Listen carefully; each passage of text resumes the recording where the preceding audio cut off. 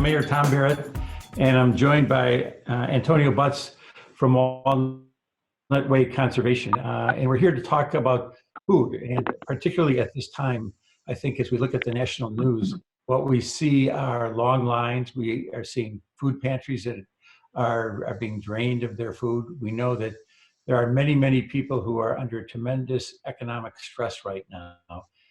And that is an issue that we have faced here in Milwaukee with some of our areas that we would consider to be food deserts.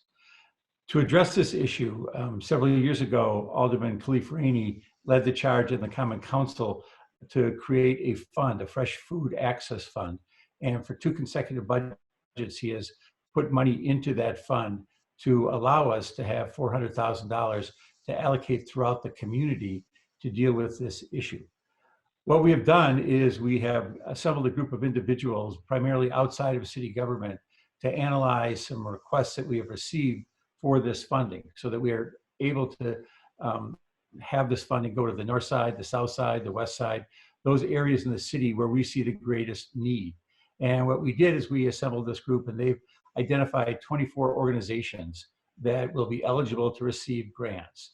And the grants come in 2 different varieties. There are grants that would go up to $5,000 per organization, and that's for educational purposes.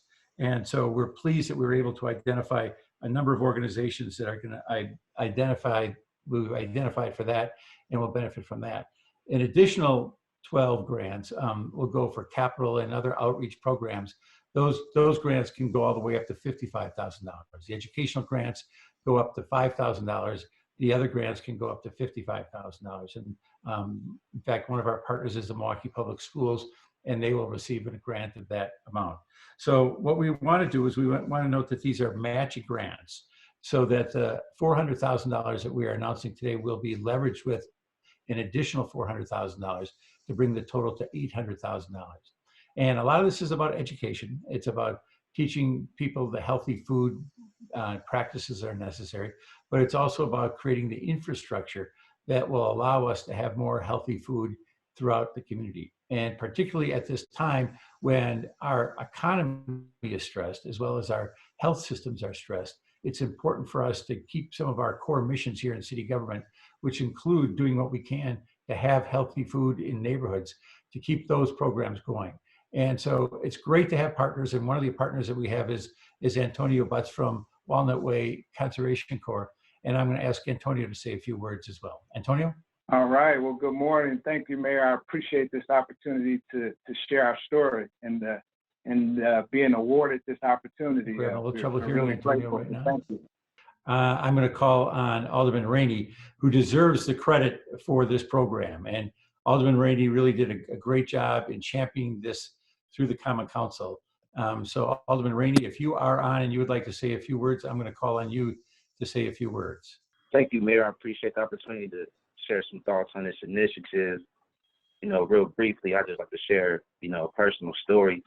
I grew up on 23rd and Locust, and every time I got $1, I went to the corner store. I got a Wildwood soda, a Little Debbie, and a couple bags of chips. And that's before the dollar menu at McDonald's. So it was somewhat I was a pioneer of the dollar menu, right? But what it did was create some unhealthy lifestyles and eating choices. And so understanding my district, my community, my neighbors, and representing a district that's a block away from where I grew up, that I knew the need of having fresh food in our community. And so I think it's interesting that at this very moment, while the world is concerned about their health, about their immunity, about staying healthy during this pandemic, I think it's important that we launch this initiative at this time. Now, we're not just simply trying to put more fruits and vegetables on the shelf, but we're also looking to educate the community. We want them to be aware of the value of eating healthy and what it can do for you as a human being and increase your quality of life. But not only that, we're excited about the opportunity of creating, entrepreneurs through this initiative, such as Mr. Butts and Walnut Way and others who will be applying in the near future. So I'm excited to be a part of it.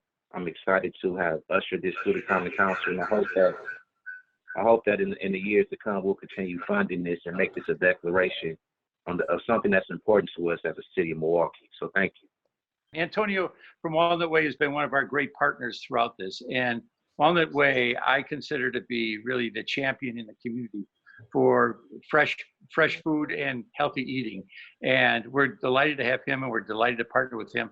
So if you could say a few words, I'd appreciate that. Yeah, absolutely. Thank you, Mr. Mayor. Thank you, Alderman Rainey. Thanks for your hard work.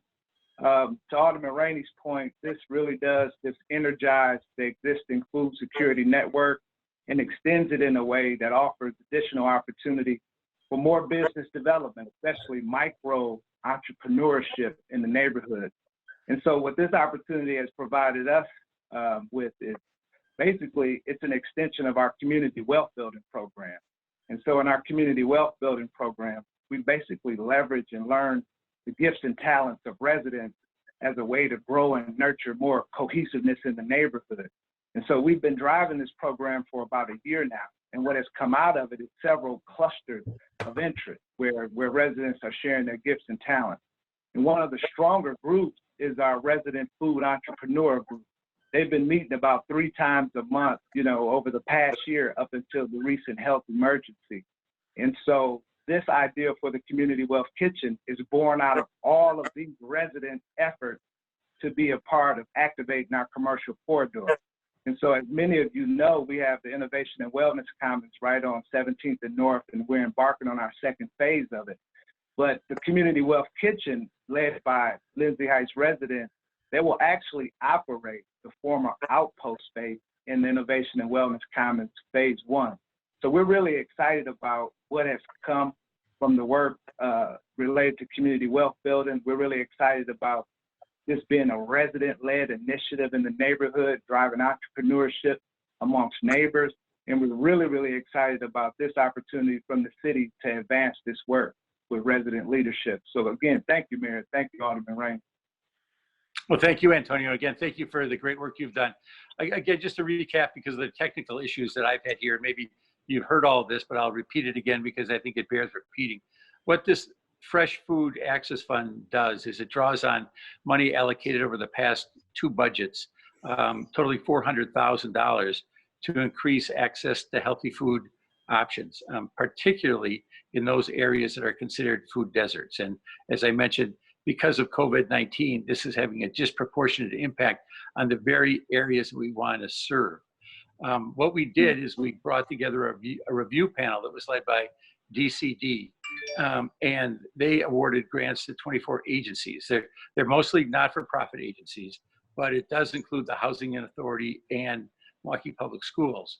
And there are 2 categories. The first category is the capital category, which is grants up to $5,000, essentially $5,000 each, and capital grants up to $55,000. So we've been able to do this, again, because of the hard work of Alderman Rainey, who's the principal council proponent of the Fresh Food Access Fund. So I want to thank both of them for their work, and we are happy to get this food. And as Antonio said, this is neighborhood driven, this is resident driven.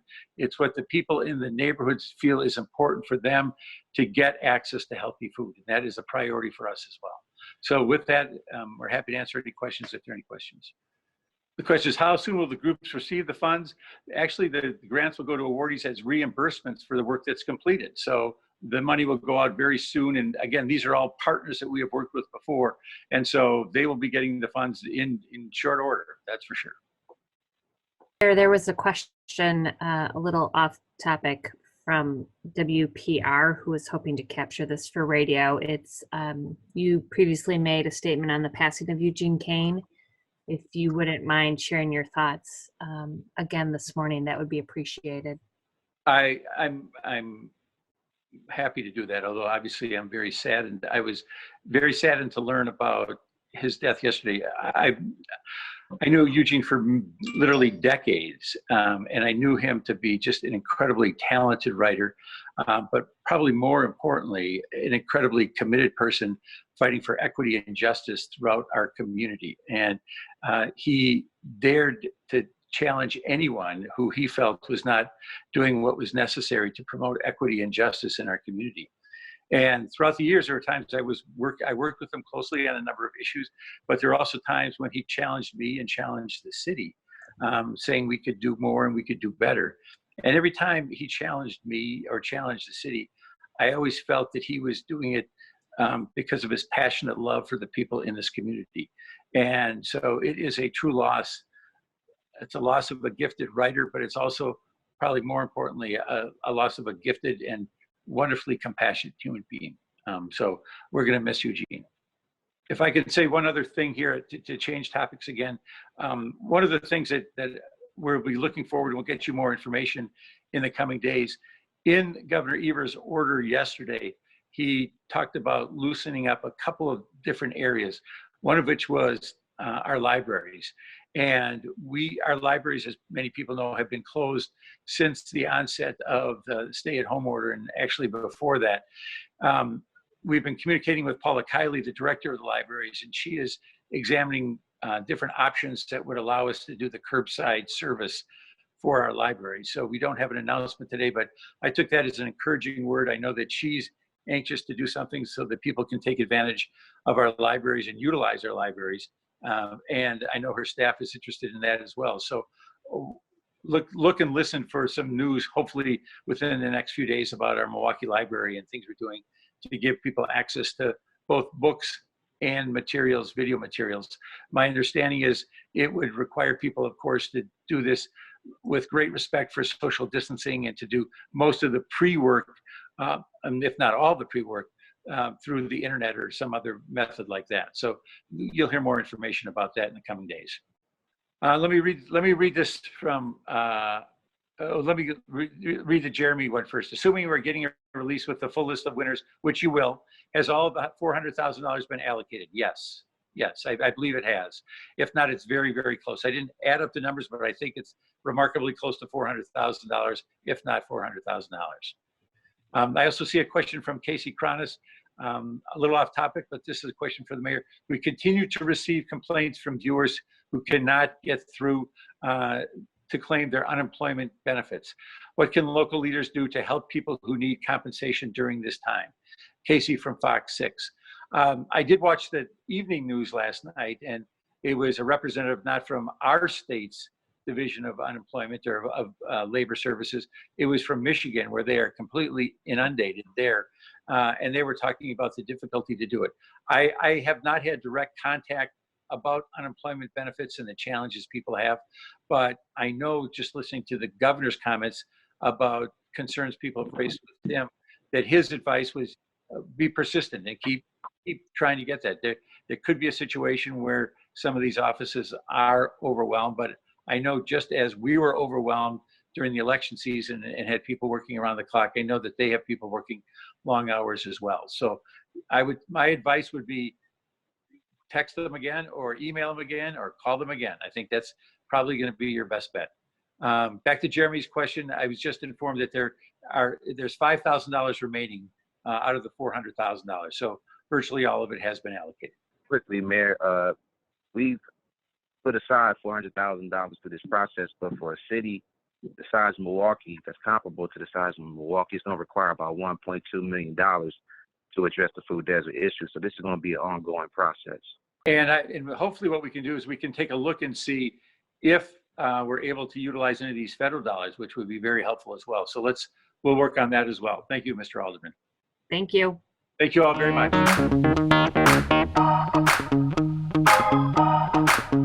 Más cerca.